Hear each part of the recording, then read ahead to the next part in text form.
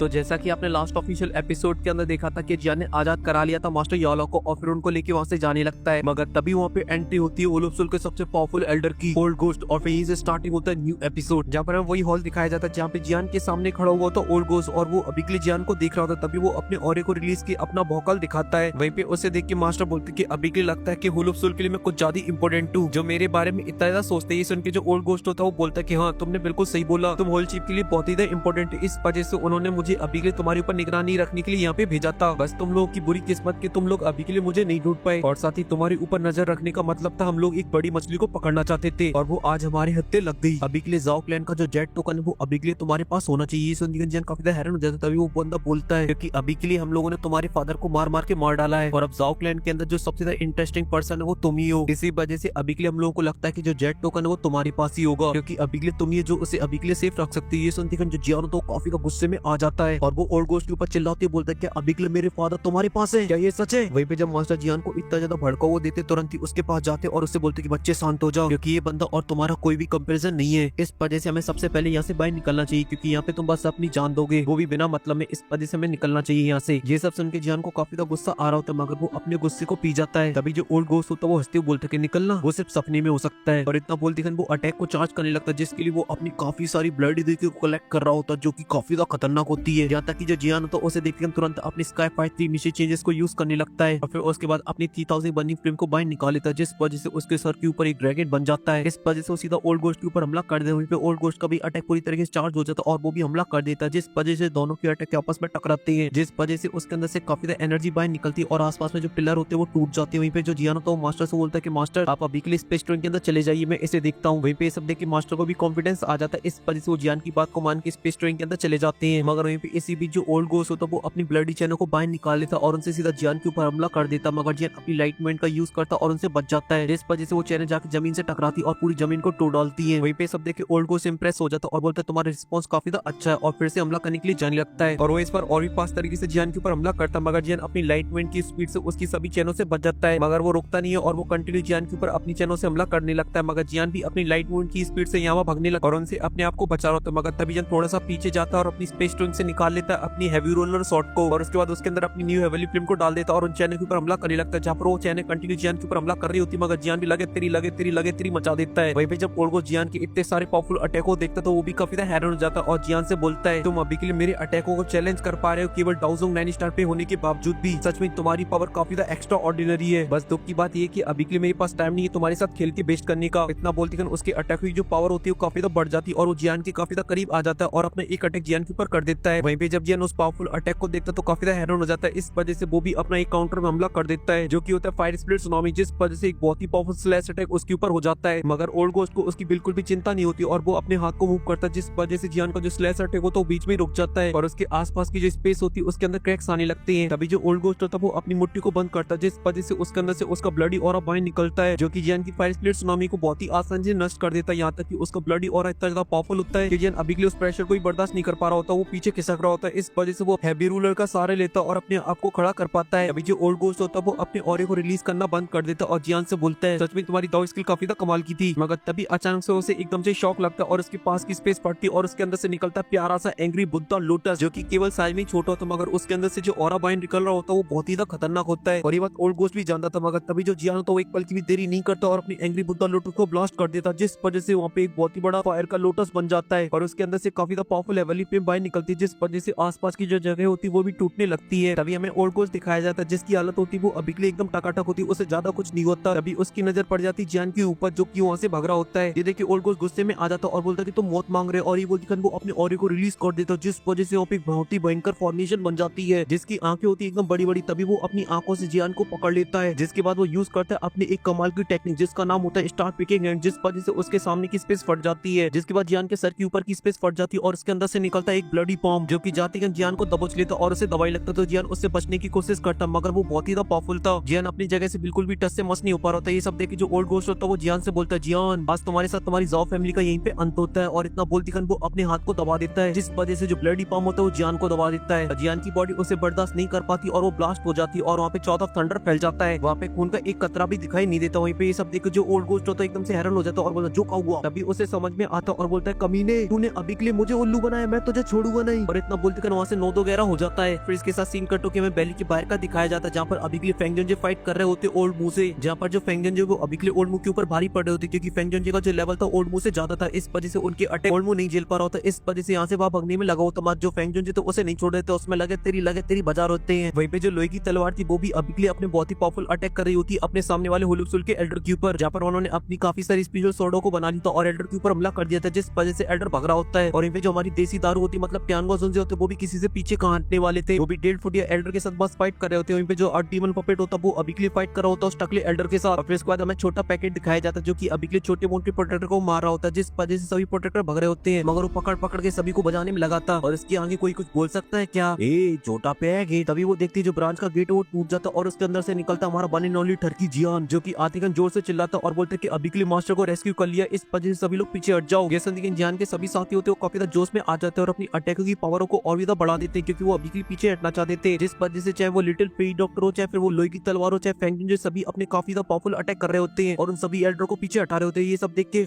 Elder बोलता है जल्दी से उस लड़के को रोको। ये सुन के जिया बोलती है ठीक है मैं भी आ रही हूँ, और सारी आंटों से बोलता है कि तुम लोग भी वापस लौटो। ये सुन के जो आंट क्वीन होती है वो अपने सभी साथियों को लेकर वहाँ से वापस जाने लगती है। वहीं पे जियान भी अभी के लिए अपने फुल स्पीड से आगे बढ़ रहा था, तो जियान के सभी साथी होते वो भी जियान के पास आ जाते और वो भी फुल स्पीड से वहाँ से जा रहे होते हैं। तभी जो जिया होती है वो अपनी पावर का यूज करती और सामने जो बैरियर बना होता है उसके अंदर छेद कर देती है, मगर वो वहाँ से जा पाते उससे पहले ब्रांच के अंदर से आवाज आती है स्पेस बैरियर। पर इतना बोलते एक बहुत ही बड़ा दुखी कलर बाहर निकलता और जाके सीधा आसमान से टकराता है और पूरी वैली के ऊपर एक कबर को बना देता है जो कि ब्लडी दुखी से बना था। ये देखते हैं जियान और जियान की पूरी टोली अपनी इमरजेंसी ब्रेक लगाती है और जियान निराश होती है बोलता है कि अभी के लिए ओल्ड गोस्ट ने हम लोगों को चेस कर लिया। और ब्रांच के सामने सभी एल्डर आके खड़े हो जाते, तभी अचानक से उनके सामने का स्पेस फटता और वहाँ पे एक बहुत बड़ा छेद हो जाता है और इसके अंदर से निकलता है ओल्ड घोस्ट, जो कि अभी के लिए काफी ज्यादा गुस्से में होता है और वो निकाल लेता अपनी कटाना को और जियान से बोलता है बच्चे अब तू मेरे गुस्से को झेलने के लिए तैयार हो जा। और उसकी आंखों से निकलता है किलिंग ऑरा और फिर उसके बाद रिलीज कर देता अपने डाउजिंग लेवल के 5 स्टार के ऑरे को, जो कि काफी ज्यादा पावरफुल होता है। मगर जियान की जो टोली होती है बिल्कुल भी नहीं घबराती और जियान सभी लोगों से बोलता है अभी के लिए एक तरीका है, अगर मैं अपने 4 कार्ड के एंग्री बुद्धा लोटस को बनाता हूँ और इसको मार देता हूँ तो शायद हम लोग यहाँ से बच के भाग सकते हैं, लेकिन उसे बनाने के लिए मुझे कुछ टाइम चाहिए। जैसन निगन जो पेंगुइन जो होते हैं बोलते ठीक है मैं अभी के लिए इसे रोकता हूँ। जैसन निगन लोहे की तलवार बोलती क्या तुम अकेले इसे रोकना चाहते हो? मैं भी इसे रोकूंगा तुम्हारे साथ मिलकर। मगर तभी जो ओल्ड गोस्ट होता है वो अपने सभी साथियों से बोलता है कि मैं अभी के लिए जियान को पकड़ूंगा, बाकी के सभी लोग मैं अभी के लिए तुम्हारे ऊपर छोड़ता हूँ। जैसन के वो सभी होलुसुल के एल्डर हमें ग्रीट करते और वहाँ से तुरंत ही निकल जाते हैं। वहीं पे उन सभी को अपनी तरफ आती देखकर जो जियान की टोली होती है वो भी टूट पड़ती और उनके बीच में लगे